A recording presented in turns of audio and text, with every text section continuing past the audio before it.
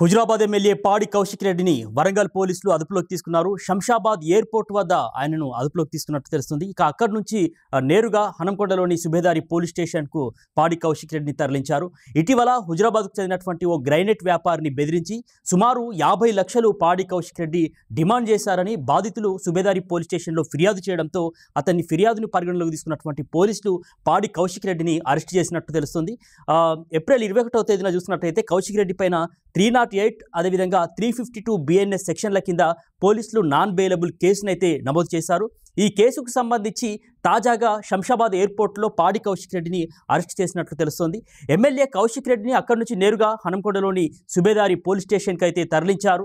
అయితే అక్రమంగా మరి బీఆర్ఎస్ ఎమ్మెల్యేలని మరి అరెస్ట్ చేస్తున్నారు అని చెప్పేసి అక్కడ ఎవరైతే హనంకొండ జిల్లా బీఆర్ఎస్ అధ్యక్షులు ఎవరైతే మాజీ ఎమ్మెల్యే మరి వినయ్ భాస్కర్ ఉన్నారో వారి ఆధ్వర్యంలో బీఆర్ఎస్ నాయకులు కార్యకర్తలు అక్కడికి చేరుకొని పోలీస్ స్టేషన్ ఎదుట మరి నిరసన వ్యక్తం చేసినటువంటి పరిస్థితి కూడా కనిపించింది. మరి ఏదైతే కాంగ్రెస్ ప్రభుత్వం మరి ఈ విధంగా మరి అక్రమ కేసులు పెట్టి బీఆర్ఎస్ వాళ్ళపైన అక్రమ కేసులు పెట్టి అరెస్ట్ చేస్తుందని చెప్పేసి కూడా ఆయన ఆరోపణలు చేయడం జరిగింది. ఇక ఎవరైతే కట్ట ఉమాదేవి అనేటటువంటి మహిళ కౌశిక్ రెడ్డి పైన పోలీసులకు ఫిర్యాదు చేసినట్టు తెలుస్తూ ఉంది. ఉమాదేవి భర్త ఎవరైతే కట్ట మనోజ్ రెడ్డి ఉంటారో ఆయన హుజరాబాద్ నియోజకవర్గం పరిధిలో ఉన్నటువంటి కమలాపూర్ మండలం వంగపల్లి వద్ద గ్రానైట్ క్వారీని నిర్వహిస్తూ ఉంటారు.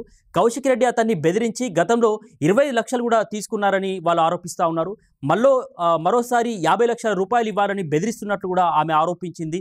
సో తన భర్తతో పాటు కుటుంబ సభ్యులకు మరి కౌశిక్ రెడ్డితో ప్రాణహాని ఉందని చెప్పేసి పోలీసులకు ఇచ్చినటువంటి కంప్లైంట్లో రమాదేవి తెలిపినటువంటి పరిస్థితి అయితే ఉంది.